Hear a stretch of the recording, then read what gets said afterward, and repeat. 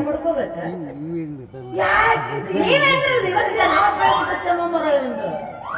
ಮತ್ತೆ ಏನ್ ಹೇಳಿದ್ರೆ ನೀವು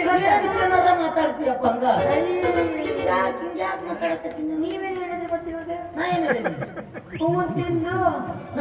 ಅಂತ ಹೇಳಿದ್ ನನ್ನ ಮತ್ತೆ ಏನ್ ಹೇಳಿದ್ರೆ ಅದ್ರಾಗ ಏನ್ ಸೀದಾ ಮಾಡ್ಕೊಂಡ್ ಬರಕ್ ಬರ್ತಾವಲ್ಲ ನೀನು ಸೀದಾ ಮಾಡ್ಕೊಂಬ ಏನೇನ್ ಹೇಳಿ ಅದ್ರಲ್ಲಿ ಜಲ್ತಾರಿ ಸೀರೆ ದೂರದ ಊರಿನ ಹಮ್ಮಿನ ಬಂದ ಚಪ್ಪಲಿಸಿದ ನನ್ನ ಮನಸ್ಸನ್ನ ಜಪ್ಪಲಿ ಜಾಲಿನಿಂದ